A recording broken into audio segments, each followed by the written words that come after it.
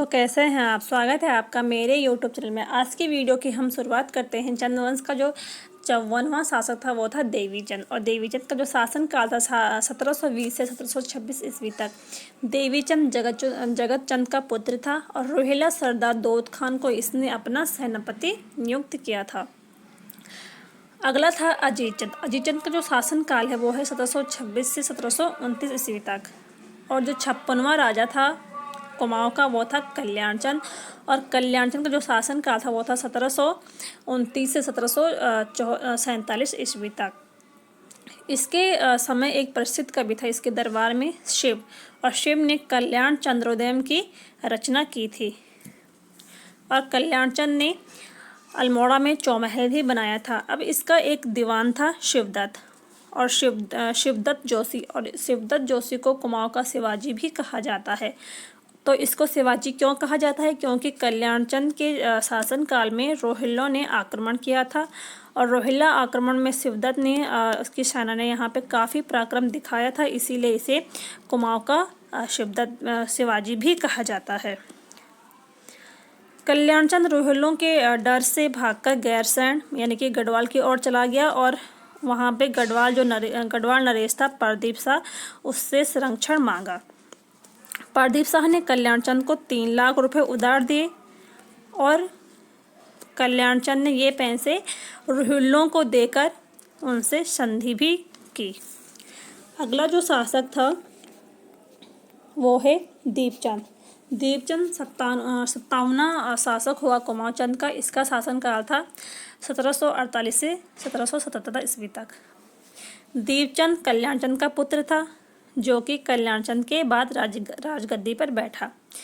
दीपचंद का दीवान हर्षदेव जोशी था, और 1752 ईस्वी में दीपचंद ने गढ़वाल के विरुद्ध युद्ध अभियान भी चलाया था। अब दीपचंद था, इसके शासनकाल में एक महत्वपूर्ण घटना घटी, पानीपत का तृतीय युद्ध। और जो पानीपत का तृतीय युद्ध हुआ था वो हुआ था 1761 ईस्वी में। ठीक है, 1761 ईस्वी में जब यहाँ पे पानीपत का युद्ध हुआ था, तो इस दीपचंद ने मराठों के विरुद्ध अपनी सेना वहाँ पे भेजी थी। अगला जो शासक था वो था मोहनचंद। मोहनचंद का जो शासन काल था वो था 1777 से लेके 1779 तक।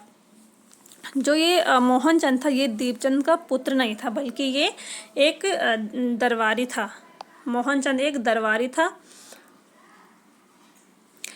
इसने दीपचंद और उसके दीवान हर्षदेव जोशी को जेल में डाल दिया था, और उसके बाद ये खुद वहाँ पे मोहनचंद बन के शासन करने लगा, क्योंकि ये मोहनचंद नहीं, ये मोहन सिंह था।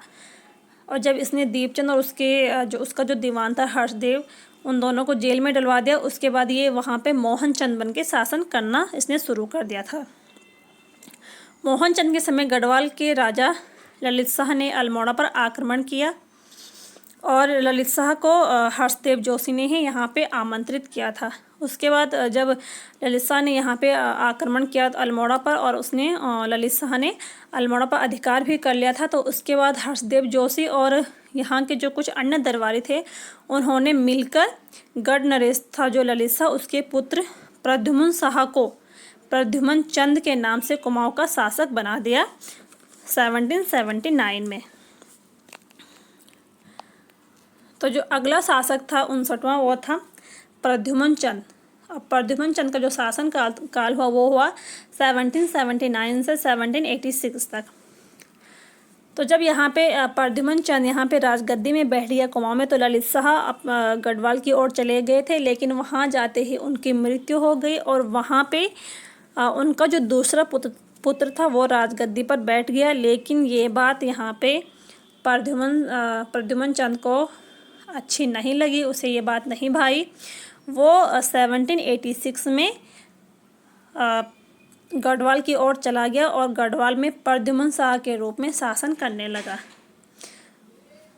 तो प्रद्युम्न चंद पहला शासक था जिसने कुमाऊं में चंद बनकर शासन किया, और गढ़वाल में शाह बनकर शासन किया। जब प्रद्युम्न चंद गढ़वाल की ओर चला गया तो वहाँ पे हर्षदेव जोशी ने फिर दोबारा से प्रद्युम्न चंद की जगह पे शासन करने लगा। इसके बाद यहाँ पे होता है पालीग्राम का युद्ध। अब पालीग्राम का जो युद्ध होता है वो, उस युद्ध में मोहन सिंह ने हर्षदेव जोशी को परास्त करके पुनः राजगद्दी पर बैठ जाता है ये मोहन सिंह। उसके बाद हर्षदेव जोशी पुनः मोहनचंद पर आक्रमण करता है 1788 में और मोहनचंद की हत्या कर देता है। हर्षदेव जोशी ने लेकिन इसके बाद यहाँ पे जो हर्षदेव जोशी है ये राजगद्दी पे नहीं बैठता है। ये एक व्यक्ति है शिव नाम का, उस व्यक्ति को शिवचंद के नाम से ये 1788 ईस्वी में चंद वंश का शासक बना देता है। और 60वां जो राजा होता है वो होता है शिवचंद। शिवचंद का जो शासनकाल था वो था 1788। शिवचंद 1788 ईस्वी में हर्षदेव जोशी की मदद से चंद वंश का 59वां राजा बना, 60वां राजा बना। 60 है यहाँ पे, 60 है। उसके बाद जो 61वां राजा था वो था महेंद्र चंद। महेंद्र चंद का जो शासनकाल था वो था 1788 से लेकर 1790 तक। यह चंद वंश का अंतिम शासक था। और 1790 ईस्वी में यहाँ पे नेपाल के गोरखाओं ने महेंद्र चंद को हवालाबाग मैदान में पराजित किया। गोरखाओं को कुमाऊं पर आक्रमण करने का निमंत्रण हर्षदेव जोशी ने ही दिया था। तो 1790 ईस्वी में यहाँ पे गोरखाओं ने अपना शासन शुरू कर लिया था और इस प्रकार से यहाँ पे चंदों का शासन समाप्त हो जाता है और यहाँ से गोरखाओं का शासन शुरू हो जाता है। तो अगली वीडियो को हम पढ़ेंगे यहाँ पे गोरखाओं के शासन के बारे में, लेकिन इससे पहले एक वीडियो हम अभी वीडियो में हम ये जानेंगे कि यहाँ पे चंदों का जो राज्य प्रशासन था वो कैसा था। तो मिलते हैं अगली वीडियो में। अगर आपको वीडियो पसंद आई हो तो वीडियो को लाइक करें, शेयर करें और चैनल को सब्सक्राइब करें। तब तक के लिए थैंक यू।